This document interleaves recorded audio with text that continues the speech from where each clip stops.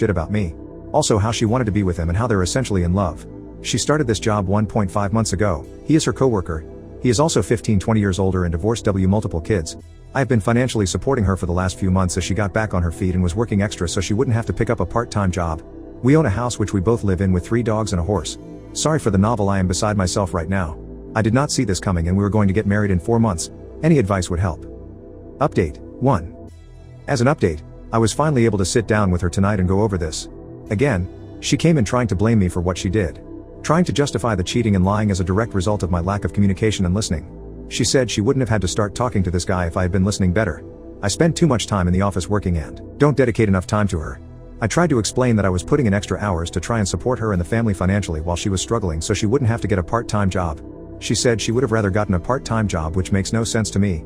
She was under the impression that because this was short-lived, 1 week she say, and they only made out once, that we could move past this. When I brought up the texts where she was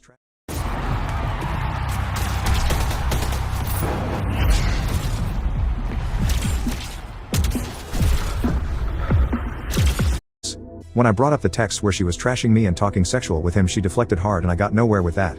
I told her that I'm not the reason that this is happening. She went too far and should have communicated with me or thought about the implications first. That I can never trust her again and this is all because of her actions.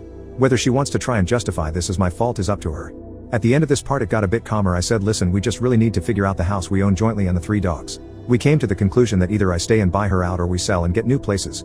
The dogs, one of us will get one, the other 2 TBD. So that's where this left off tonight and we'll continue to keep you all posted on progress. Curious what you all would do about the house.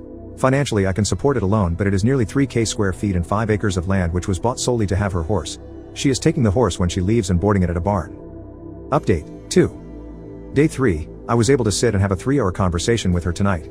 We talked about our relationship and what led to what occurred. It started with her telling me what I did wrong in our relationship. Lack of communication.